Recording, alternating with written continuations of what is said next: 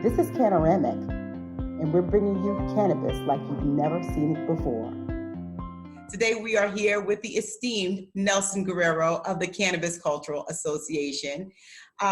Your organization has been on the ground doing the hard work for several years now, and we're excited for all that you have done and all that you are doing, and we're excited to talk to you about all that. So welcome, thank you for coming. Well, thank you for having me. I appreciate the platform.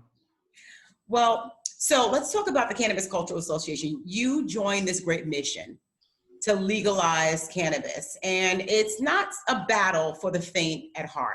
I mean, this is not something anybody just says, oh, I'm going to fight for cannabis legalization, that you decided to do after you went to college. You went to the regular route. You went to high school, you went to college, you actually went to a grad school, right, as well. I didn't go to grad school. I'm a CUNY Lehman alum here in the city. Got my bachelor's.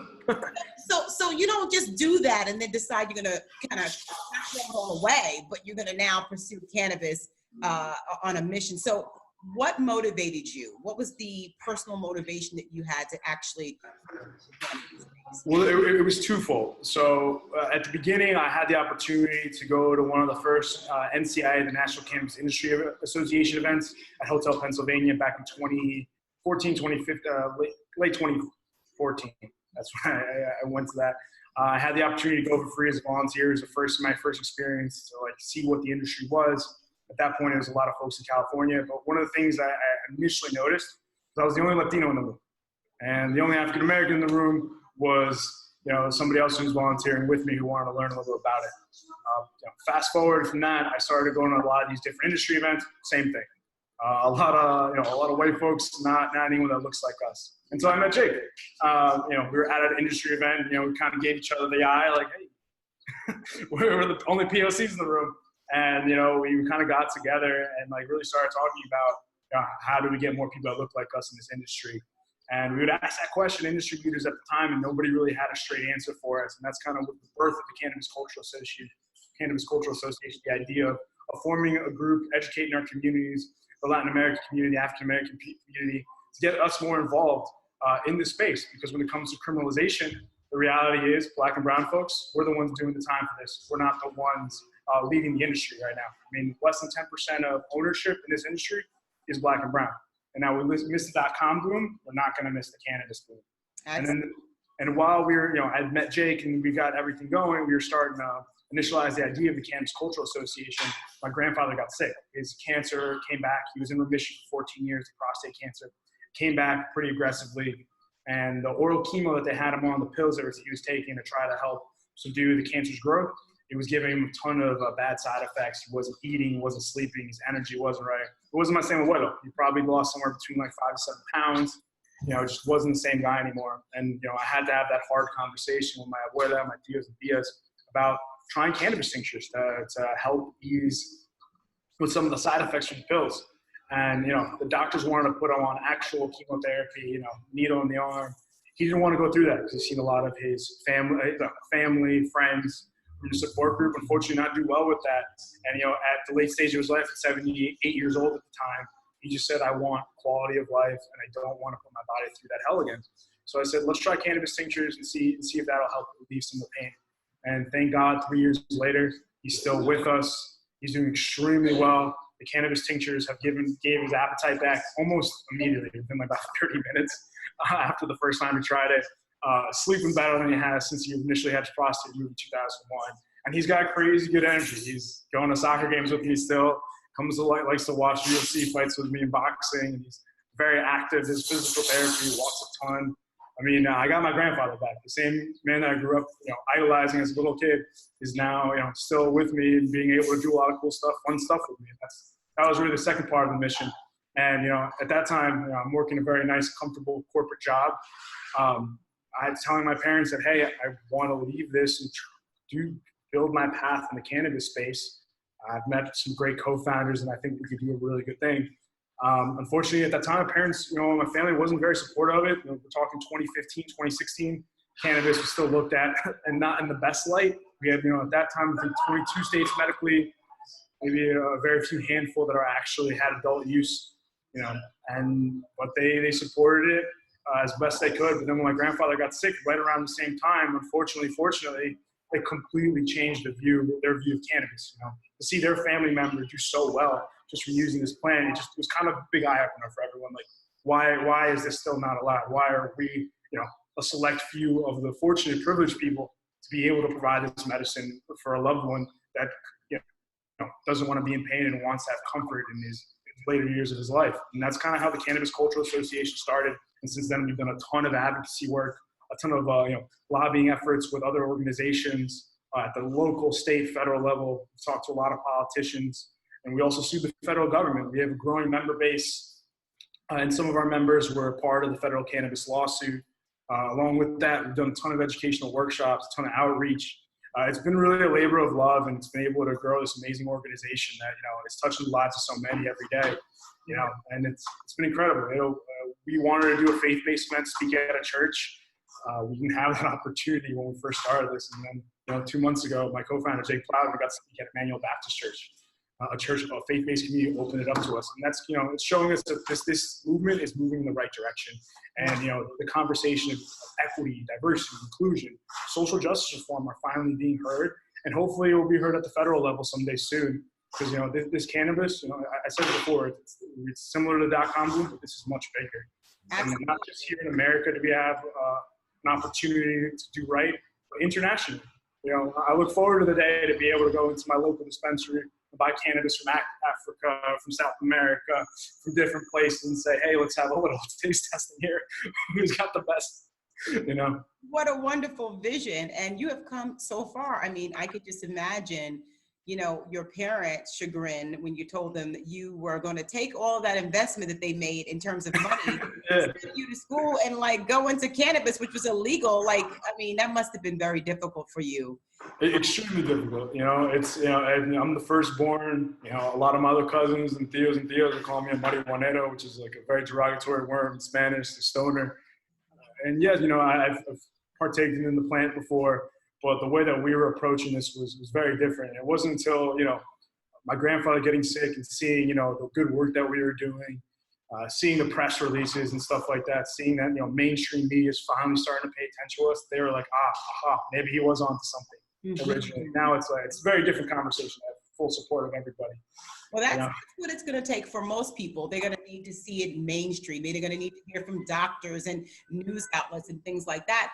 I know you were very intentional about naming it the Cannabis Cultural Association. You didn't name it the Marijuana Cultural Association. How important was it to name it cannabis as it pertains to our communities and their perceptions of marijuana?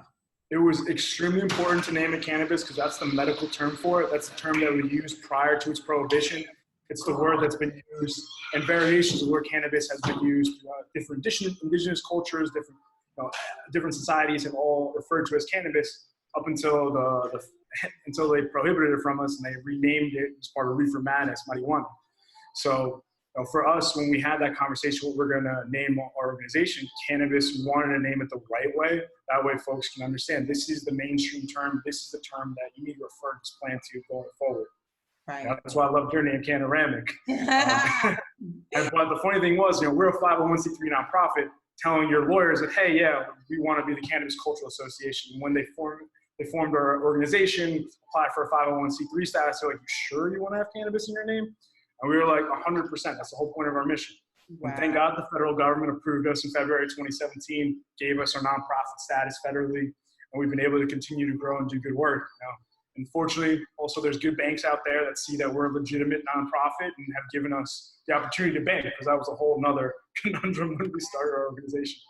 So the term marijuana in our communities, Latinx and African-American communities, has a negative, very strong negative connotation. So was that also one of the 100%, issues? 100%. That's one of the issues. That's how older generations see the plant. They call it marijuana. They think of stoners in Latin America. It's marihuanero. So it's getting folks to understand that this isn't just about getting high anymore. This is medicine. This is about access. This is about social justice. Okay, so our community, a lot of people in the African-American Latinx community, because of propaganda and the war on drugs, this perception, this negative perception is very pervasive. How different is your approach to educating about cannabis in our communities versus other organizations that need to educate about cannabis in white communities or Asian communities, other communities that don't have the same kind of negative perception? So we try to hit a three-prong approach. We talk about the medical benefits. We talk about, then after that, we talk about the social justice, injustice when it comes to the plant and how the reality is that Black and brown folks are getting locked up for it. And after they see that, we tell them about the opportunity. And there is a real opportunity here about creating small businesses, about creating job opportunities, about helping those who have been incarcerated for this wrongly to have an opportunity to continue their lives. And that's how we've approached it with the community, both in English and in Spanish. And we've had a lot of success that way, because folks see the medical angle and it captures them. They know of family members that are suffering from this, and they know that this could actually be potentially help them. And then when we talk about the socioeconomic impact, people see dollar signs. But then before we get to those dollar signs, we need to discuss about those folks that are currently incarcerated, that were doing this much longer before, these big multinational corporations are coming in and selling it to us, to actually have that opportunity for those folks to be a part of this if they want, but not to have the opportunity to continue their lives. Right. You mentioned about social equity being a very important component of the conversation for our communities, the Latin American and African American communities, where that necessarily is not the key component of conversations in other communities. What do people, I was talking with another speaker, Leo Bridgewater, who you know. And love bro, Leo. Yes, and he was saying that our communities, we sometimes get caught up in the social equity component. We like to speak truth to power, and we like to use these opportunities to talk as therapy sessions, and we sometimes can't get off of that enough to move forward at the opportunity that's presented to us. You mentioned about, how the .com boom, we kind of missed the boat on that to some extent. A lot of us made it, but not enough. Right. How do you convert people from having the conversation about social equity to, okay, we've talked about it and we're going to make sure that's important. Now, how do you shift that conversation to the business opportunity, to making sure they understand how they can get involved? And the way that we've gone about it in New York, New Jersey, and Connecticut, without some sort of equity provisions that will allow those who have been most impacted by the prohibition of cannabis to have the opportunity to have ownership. Without that, we shouldn't have a legalization bill. We've seen what's happened in Colorado. They legalized, but there was no social equity component to their bill. We still have folks locked up and getting locked up and arrested for it. California has done somewhat of their part in Prop 64. It isn't perfect, and no state has got it done right. And we're here, we're in the tri-state, New York, New Jersey, Connecticut. We're that last piece to fall. And once we fall, that's when federal happens. Once New York, Jersey, Connecticut goes, it'll be the steamroll effect. It's about having this conversation to have people realize that we need to be a part of this. We can't miss it. These multinationals are coming in and they're buying up, they're taking away that opportunity. And that's why it's, one of the things we also like to tell people is, speak with some of these corporations, is social corporate responsibility is huge. They have to take note that you have to be an advocate in this industry. You have to give back to those who have been most affected. And whether it's sponsoring an organization like ours or sponsoring different incubators that are looking to help those folks that have been hurt most, it's extremely important. If we don't have that element in this industry, if we don't have some of that language written in the bill, there's no, we shouldn't have legalized cannabis if it's not going to be for everybody. Right. And just to clarify, social equity, what are some of the provisions that are being looked at in the New York, New Jersey area? So different examples have been thrown out there for social equity. One of the big components I give big kudos to Jersey for is, folks that have been with prior arrests under 5 pounds will get their records expunged. In New York, what we're pushing, because we don't have that option for expungement, is sealment of your records. So that way, when you do go for a job application, you do go for one of these licenses, that won't negatively affect you. Ideally, we would love language that would say, hey, if you have those prior offenses, that will give you points towards your application. Similar to what we've seen in Massachusetts, we'll eventually see in Massachusetts and starting to see in some of their programs. And that's one of the big things that we're fighting for, and making sure that there's micro licenses. It's not just vertically integrated. That way we can have those mom and pop shops. Now we understand, big weed is coming. We need that to get to that mainstream level to allow these mom and pop spots to survive, to actually thrive in this new industry. But if we don't have multi-licenses, ancillary businesses to actually help these communities, we're not going to see that ownership. So that's something we talk about a lot, and making sure when equity is given, these folks actually have a seat at the table.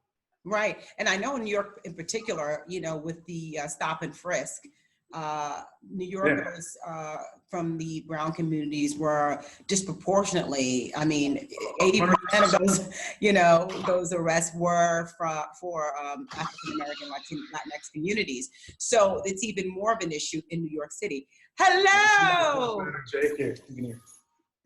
Hola, hola. You guys are moving around. Get the computer over so we can get him in the frame, get him part of this conversation. The last time I saw you had a suit on, and you were up in DC. You were on Instagram, and you were showing pictures of you. Now you're kind of doing something else there, backpack, looking like a high schooler. I just wrapped up a weekly live stream I do with one of our board members, Joseph Bondi, talking about all things cannabis, culture, policy, just, trying to do a weekly recap, almost like a last week tonight in cannabis. So, You have to be a little bit more relaxed for that. You don't want to be suit and tied up for that. Oh, no, of course, hoodies and weed shirts. That's what we do. I don't know. That's the politicians. Yes. Your parents, they probably shouldn't see all of this. You got to keep the zipped up look for them. They're like, baby, that's too much weed stuff. I'll be like, Mom, y'all see it everywhere already. So no, you're absolutely right. We're definitely respectful, but our parents are definitely a lot more understanding about how we're definitely more expressive about ourselves and the culture, and how we need to be less restrictive in terms of our presentation. We can dress up suit and tie. Yeah. We can definitely break it down and be get with the community and be hey, this is what it is. Because we don't fake the funk. We rip. We be bilingual as we, exactly. Have to be. We got to be able to switch it up, make sure everybody can speak and understand. And you got this documentary that you're doing for your grandpa. Yeah. And Spanish. It's in Spanish and it's translated for English. Yep, we have English subtitles in there. The big, after what I was talking to you before about with Jake speaking at the Manuel Baptist, we need to get the Latinx community to wake up. Mm-hmm. We had an unfortunate run-in with the Latinx faith-based community a couple years ago when we were trying to do an event with them to educate the community in Jersey about, no mas. Yeah, they're saying that we wanted to be little Pablo Escobars and stuff. I'm like, no, this is about educating the community about different medical access that we will have access to upon getting a medical card. Helping patients get access, helping folks get educated about the industry.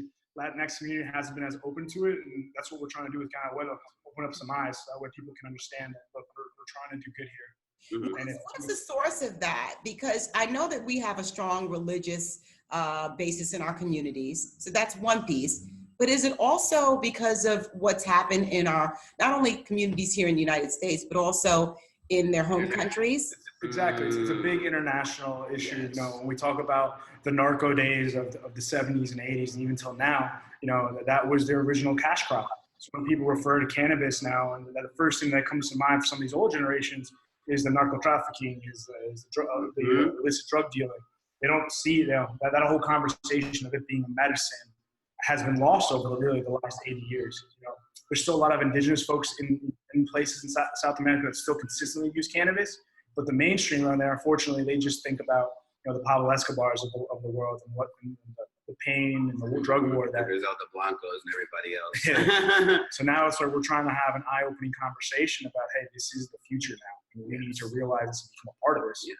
So we've got a double job to do here, because not only is there just the general education about the opportunities and about the medicinal benefits, we got to break a huge barrier with regard to perceptions and the relationship that these communities have with cannabis.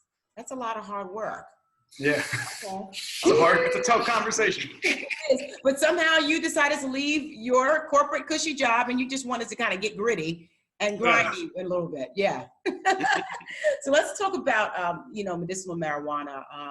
We know that, for instance, your grandpa, thank you. I don't know if he's coming back, but if you don't, goodbye. Nice to see you. We know your grandpa is able to get it. He got his medical marijuana license. but it's not covered by insurance when you go to the dispensary. So this creates a barrier for a lot of people in our communities who cannot afford, because you can go to the pharmacy and get a pharmaceutical drug, and that's covered by insurance. Right. But you can't get some, you have to pay cash for this. So how does that work in regards to the conversation you need to have with these people about this? It's about access. The only way we're going to lower these prices, get to that point where medical insurance will actually cover some of this, is to get to federal legalization.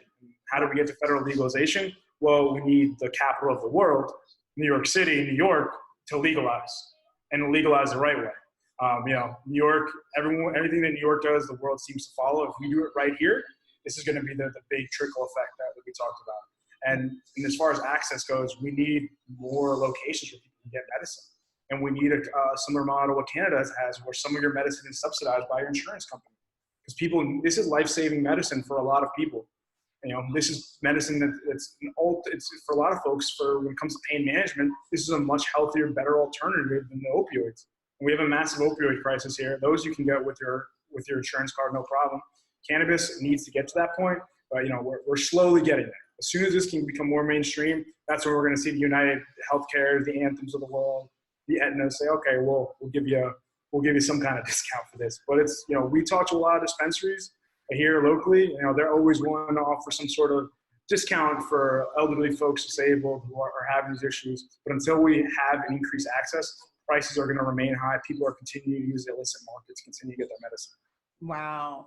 So let's talk about the federal lawsuit and the federal bringing down the feds. So you are so bold and audacious. How dare you? Your parents, oh my God, they must have been, what is he doing? You involved yourself along with 4 other plaintiffs in a federal lawsuit against Jeff Sessions at the time, and now the current Attorney General, suing the government for that Schedule 1, the Schedule 1 status, making marijuana an illegal substance alongside heroin and MDMA, that this was against your constitutional right, that it violated your constitutional rights.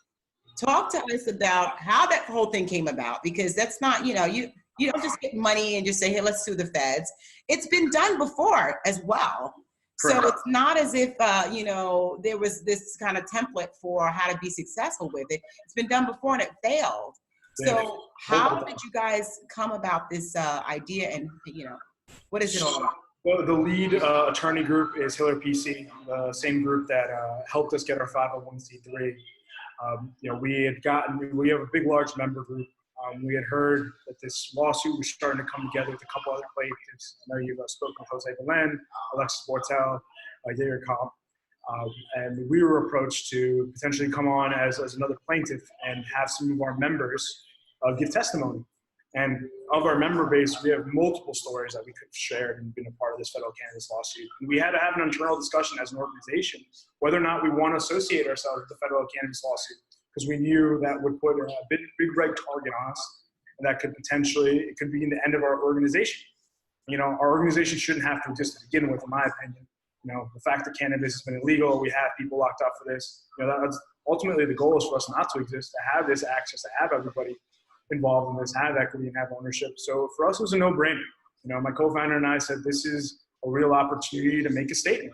And when we were presented with how we were going to go about this case, being a multi-plaintiff lawsuit, hitting the government at every angle, whether it's the Commerce Clause, whether it's veterans, medical with children, and then folks who have been wrongly incarcerated for this, who have lost opportunities because of this, we had to go ahead and do it.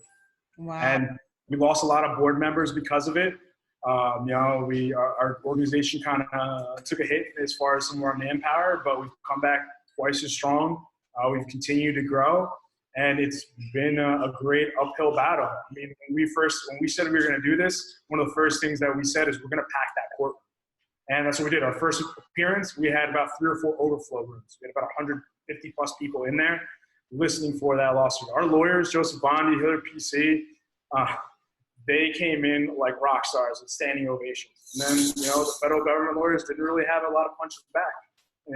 Unfortunately, Judge Hillerstein said that this wasn't in his pay grade, essentially. He gave us a great comment piece. Now we're just waiting to hear back from the Second Circuit or the Federal Court of Appeals. So hopefully they'll rule in our favor. And if not, we're just going to take it up to the next level. You know, we're all the plaintiffs, you know, we know what this is about. This is not just about us, it's about everyone. And if we can have this conversation and force federal action because of this conversation, even better. Right. So a lot of it is about raising the profile of the conversation, right? Because Exactly. we need to be talking about it. And now they're talking about it. This election cycle, everybody's talking about it, right? It's going to cost some people elections in some places. Mm-hmm. This is a big topic. How much do you think that the work you have done in terms of the lawsuit has pushed the needle in regard to those conversations on a federal level? 100%. That's, you know, when you're knocking on the door of the DOJ at the highest level, and you're also suing the DEA at the same time, as part of, you know, because there was we were going after the DOJ and the DEA. People take notice, and when you have judges like Hillerstein, very well respected federal judges, saying that there is medical efficacy and the U.S. has a patent on cannabis, it's kind of hard to not have that conversation, have that aha moment. Mm-hmm. You know, the government, for whatever reason, has kept this away from us, and now the cards have been laid out there, and we're seeing the traction move forward. We're seeing, you know, conversations that in New York we couldn't have had 3 years ago, now are continuing to progress. We're having all these different states starting to light up, and the conversation, every state now, is very, you know, that's moving towards legalization, is an inclusive conversation. Now, I know we've definitely cost some politicians their seats at the table, you know, because of their stances. And hopefully we're even seeing now even some conservatives starting to say, hey, maybe we should just be in favor of this now. Right. So we've got the conversation happening. It's happening, and then all the political candidates for president it's part of their conversation as well. You know, New York and New Jersey are just on the cusp of legalization. Tell us some specific components of that lawsuit. I know that Alexis, she's talking about something which I think is very much goes beyond her, in the sense that she has epilepsy and she has a legitimate medical marijuana license, but when she travels across state lines, she could potentially be arrested, correct? So the idea is that the federal Schedule I status is basically putting her at risk of being arrested. 100%. Okay.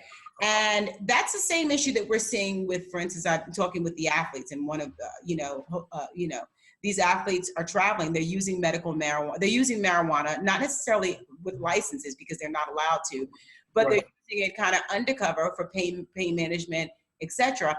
And they are risking their careers and their lives traveling across state lines with marijuana. So Alexis's situation is very much a problem, not only for her, but for athletes and regular people who have it. Anyone who needs access to this plan, if they can't travel freely through state lines, it's, you know, they put themselves at their own risk, and that's just a decision they have to make when they do that, and it's very unfortunate. But you know, that's the conversation right now that we're having. And, as far as our place in the lawsuit, we're going after it with some of our members who have been wrongly incarcerated for this, who have lost, you know, their livelihood, their lives because of this. We also have veterans that are also included on this as part of our complaint to the government, who, same thing, you know, this is life-saving medicine, but are at risk to lose their VA benefits because of it. Right, and there's also the commerce component, right, where people who are not able to do business across state, thank Jake, are not able to do business across state lines because of the commerce, because of the federal regulations. So people are not able to actively be in business because of this. And you see a lot with the CBD companies now. It's like all of these companies, and 1 minute you can do it, the next minute you can't. How do you run a business like that? Compliance. Reading up on your regs, having a good set of lawyers to guide you, to keep making sure you're compliant, because things change from one day to another, whether it be good or for bad, and you have to be in the know. Right. And then the ripple effect you mentioned, that actually Melissa Moore talks about, the ripple effect of communities. Once a person is incarcerated, not only that person being impacted, but their family, their immediate family, as well as their local community, in the sense of, you know, they can get kicked out of public housing. Yes. If they're in public housing, they, you know, the ability to be employed. You know, their children could be risking ACS intervention at the right, from organizations like that. So it's also an immigration component too. I mean, it's a number of 3 or 4 reasons why folks get deported. Yeah. And now folks, just when it comes to immigration, like who have been here legally with their green card, if they're working at a state legal cannabis operation, are now being denied citizenship because of it. Right. So it's huge. I can't imagine that the federal government would be able to come back with any legitimate response to, I just don't see where they can, you hit them on so many different angles. Where could they possibly go? It's not in my pay. It's not in my pay grade. Take it up top. That's really their only argument. Right. It's just like, okay, I don't really know. So let's just keep going up. So you might go all the way to the highest court in the land with this. Yeah. And hopefully you don't need to get there. Hopefully our lawsuit, along with a lot of the other work, forces federal change.